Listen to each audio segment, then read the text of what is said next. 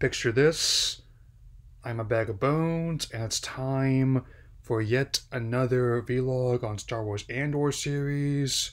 He's on episode 9, nobody's listening, hence my slight Run the Jewels reference I just made.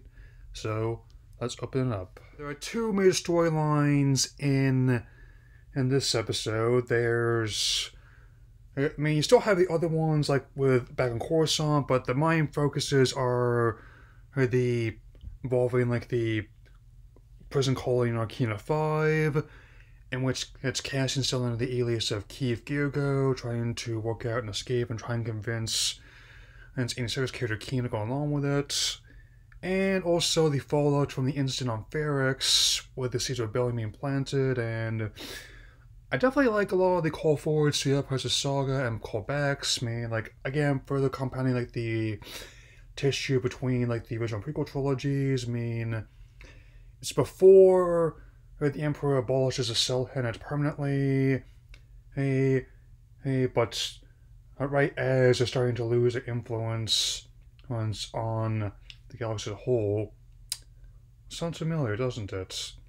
I also, even though it's kind of spooky, I kind of like the when they're interrogating some of the suspects that haven't been processed yet for the colonies, which basically is why we don't basically see or hear what the pro-droid did to Leia New Hope, and it basically illustrates why.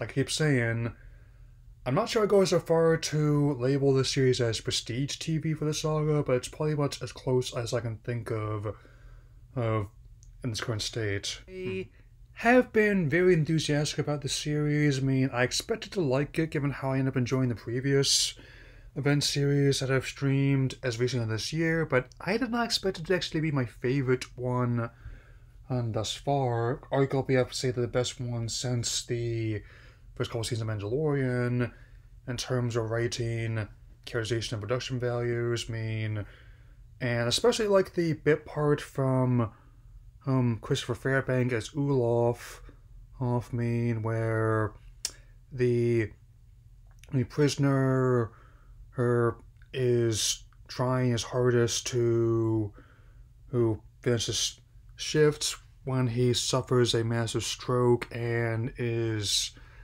effectively pronounced dead 40 shifts prior to being discharged, which is definitely pretty resonant for anyone who's also lost a loved one that way, or has had a loved one affected by one. And it also somewhat reminds me a bit of like Brooks' storyline in Shawshank Redemption, and where even if he had gotten out, what would have been him waiting for him? Who would have? Given his age, it was also highly possible he was in there just as the Empire was getting started, and by the time he may have gotten out, its war may no longer have been his, Which also understands why Aquino is hesitant to go along with the plan, and why Keith, so to speak, has convinced him. And once again, much like Shave Palpatine on my wall, I am never going to drop up that alias for Cassian. Paging Keith Girgo, your table is ready.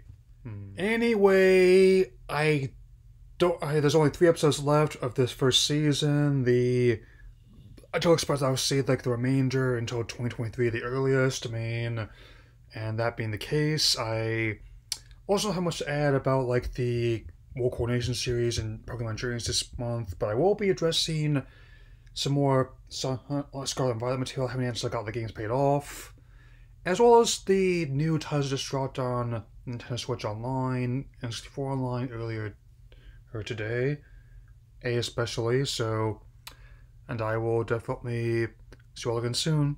Take care, everyone.